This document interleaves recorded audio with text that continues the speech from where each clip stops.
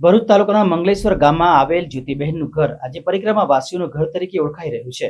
દિવાળી બાદ દેવ દિવાળી પછી નર્મદા પરિક્રમાવાસીઓની સંખ્યામાં ખૂબ મોટો વધારો જોવા મળતો હોય છે.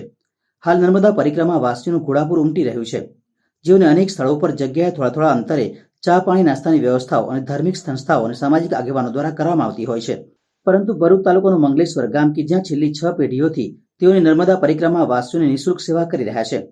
છેલ્લી 6 પેઢીઓથી મંગલેશ્વર ગામમાં રહેતા કમળામાસી, જ્યોતિબેન અને બોબીબેન આ 3 બહેનો દ્વારા છેલ્લી 6 પેઢીથી ચાલતી પરિક્રમાવાસીઓની સેવાને આજે પણ તેઓ આ સેવા અવિરતપણે ચાલુ રાખી છે. મંગલેશ્વર ગામમાં ચાલતી નર્મદા પરિક્રમાવાસીઓની સેવા માટે જ્યોતિબેન દ્વારા અહીં કોઈ જ પ્રકારનું દાન કે કોઈ જ પ્રકારનું કરિયાણું સ્વીકારવામાં આવતું નથી. તેઓ જાતે જ ખેત મજૂર કરીને આવતા પરિક્રમાવાસીઓને સેવા પૂરી પાડતા હોય છે. પહેલા કુંજબાયા સેવા યજ્ઞ શરૂ કર્યો હતો અને આ સેવા યજ્ઞ આજે પણ તેઓના સંતાનો અવિરતપણે ચલાવી રહ્યા છે. કમળાબેન જોશી, જેઓ 78 વર્ષની વયે આજે આ નર્મદા પરિક્રમાવાસીઓની સેવા પૂરી પાડી રહ્યા છે અને તેઓ જ્યોતિબેનના પ્રેરણા સ્ત્રોત બની રહ્યા છે.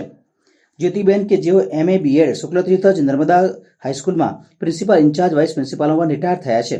તેઓ પણ આજે તેઓને મળતા પેન્શનમાંથી આ સેવા યજ્ઞ ચાલુ રાખ્યો છે.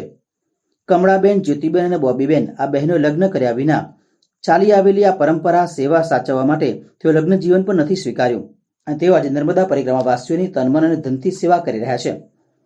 પરિક્રમાવાસીઓને રહેવા જમવાની વ્યવસ્થાઓ પૂરી પાડતા છે અને અહીં તેઓ પોતાના સ્વખર્ચે આ સેવા યજ્ઞ ચલાવી રહ્યા છે.